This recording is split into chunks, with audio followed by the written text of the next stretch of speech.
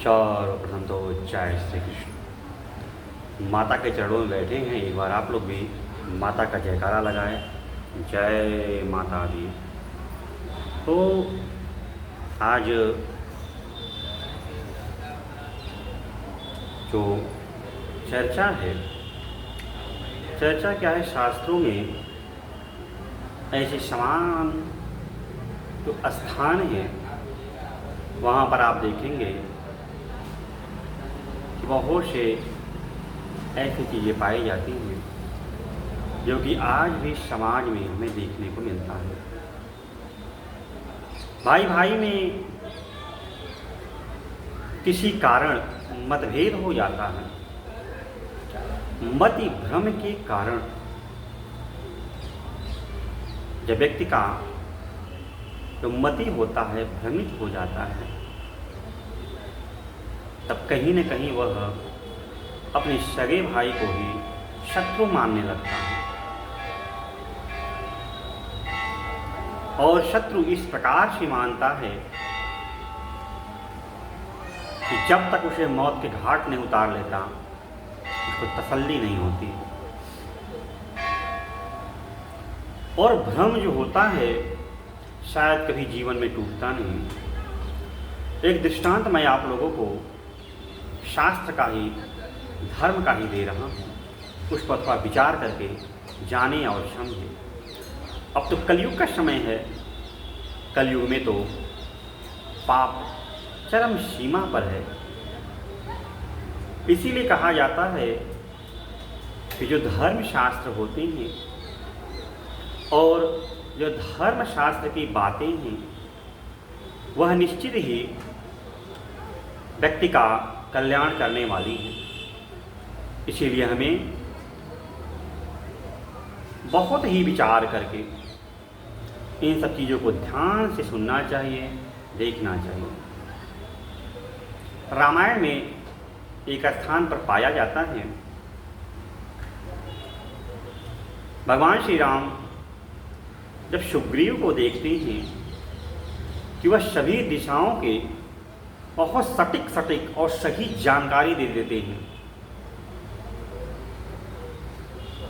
तो भगवान श्री राम के मन में आता है कि सुग्रीव को चारों दिशाओं की इतनी सटीक और सही जानकारी कैसे प्राप्त है।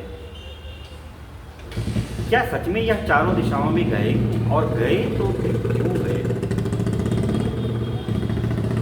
उन्हें नहीं रहा जाता है और पूछ लेते हैं, सुग्रीव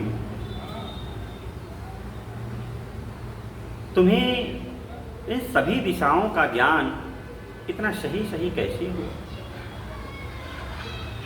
तब वे कहते हैं, प्रभु क्या बताऊं, एक समय की बात है, एक समय की बात है जो हमारे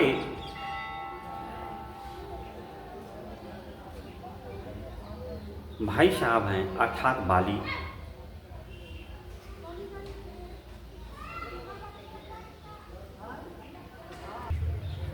जो बाली है एक राक्षस था और वह राक्षस अचानक आके ललकारने लगा और बाली को रहा नहीं गया। बाली उसे मारने के लिए उद्धत हुए और उसके पीछे दौड़े। और जो मेरे बड़े भैया थे बाली, वे जब चले तो मुझसे भी नहीं रहा गया, मैं भी चल दिया और दौड़ते दौड़ते वह राक्षस एक गुफा में घुस गया। और गुफा में जो राक्षस घुस गया तो जो मेरे बड़े भैया बाली थे वह बोले, सुग्रीव जब तक मैं उस राक्षस का वध करके बाहर न आ जाऊं तब तक तुम इसी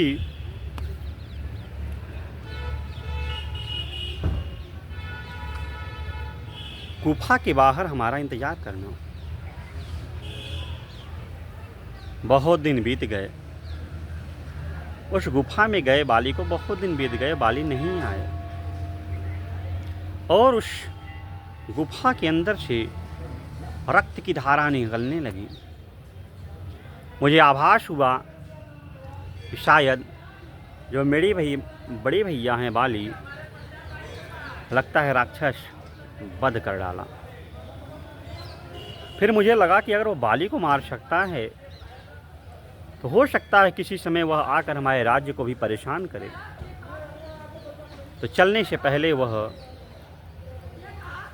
अर्थात वह मार्ग मैंने बंद कर दिया। सुग्रीव कहते हैं मैंने गुफा का वह द्वार बंद कर दिया ताकि वह राक्षस न निकल सके। लेकिन मेरा सोचना गलत था। बाली जीवित थे, वह राक्षसों को मारकर राज्य जब आए और राज्य में जो प्रजा थी वह मुझे राज्य गद्दी पर बैठा चुकी थी, अपना राजा स्वीकार कर चुकी थी। और बाली को यह सहन नहीं हुआ कि सुग्रीव राजगद्दी पर बैठा है और वहाँ पर इसने उस द्वार को बंद कर दिया जिस द्वार से मुझे निकलना है। अर्थात यह मुझे मारना चाहता था और राज्य को हड़पना चाहता है और जो सुख सुविधाएं हैं, विलासितापूर्ण जीवन है, यह खुद जीना चाहता है, वो भी मुझे मारकर। मेरा सगा भाई मुझे मार देगा। जब सगा भाई मुझे मार देगा तो मैं भी इसे नहीं छोड़ूंगा, मैं भी इसे मार दूंगा। बाली दौड़ाता है सुग्रीव को मारने के लिए। यही बात वो कहते हैं कि भैया मुझे दौड़ाने लगते, कहते भाग जा नहीं तो मार के मुँह डालूंगा। और मैं भागने लगा, वो दौड़ाने लगा और मैं अपनी जान बचाने के लिए इन चारों दिशाओं में भागा जहाँ तक भागना था। जहाँ जहाँ जाता बाली पीछा करते जाते। अपनी जान बचाने के लिए फिर यही वीर हनुमान बताएं ऋष्यमुख पर्वत के बारे में। यहाँ पर बाली निश्चय ही नहीं आ सकता क्योंकि उसे श्राप मिला है।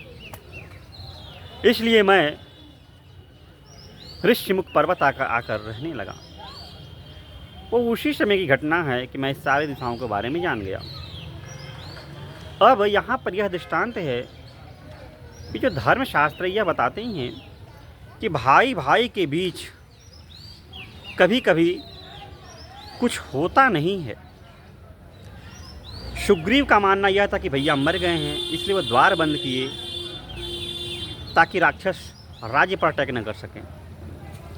और यहाँ पर मतिभ्रम हो गए हैं बाली कि सुग्रीव मुझे स्वयं मारना चाहता है और मार कर मेरे राज्य को हड़पना चाहता है और विलासितापूर्ण यह जीवन व्यतीत करना चाहता है।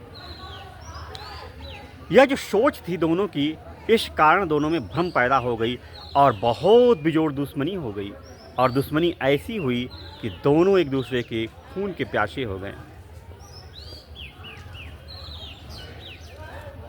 बाली किसी तरह चाहे जैसे भी वह सुग्रीव को तो राज्य से भगा ही दिया और वो भी मति भ्रम के कारण।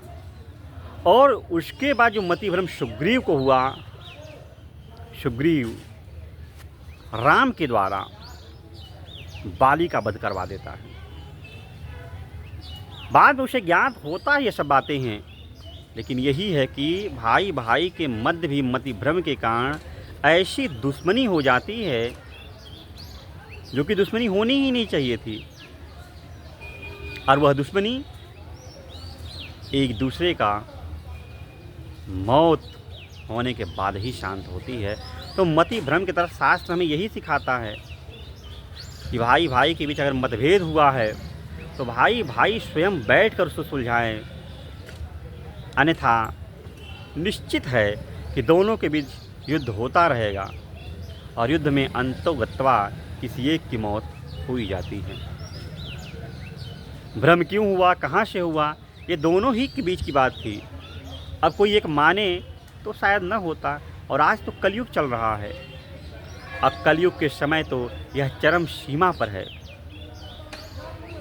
तो शास्त्रों से हमें ज्ञान प्राप्त होना चाहिए, पर कभी जीवन में ऐसी घटना हो जाए तो उस पर विचार करना चाहिए। क्या यह जो मेरा भाई है क्या मुझे मारना चाहेगा? विचार करना चाहिए, क्योंकि हम किसी को मौत की नींद सुला देते हैं तो दोबारा वापस नहीं प्राप्त होता है। पछताने के सिवा कुछ नहीं होता है। और अपना सगा भाई है तो निश्चित तौर पे हमें विचार करना चाहिए।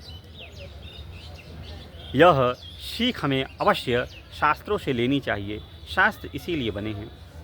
तो ठीक है, किसी कुछ पूछना होगा तो कमेंट कर सकता है, और जितना हो उसके वीडियो को शेयर करे। तो आज के लिए इतना ही, फिर किसी दिन मिलते हैं नई वीडियो में। तब तक के लिए जय श्री कृष्ण, जय श्री कृष्ण। आपस में प्रेम बनाए रखिए और मन का जो भ्रम है उसे दूर रखिए। इसी से जीवन हमारा जो है शांतिपूर्ण व्यतीत होगा।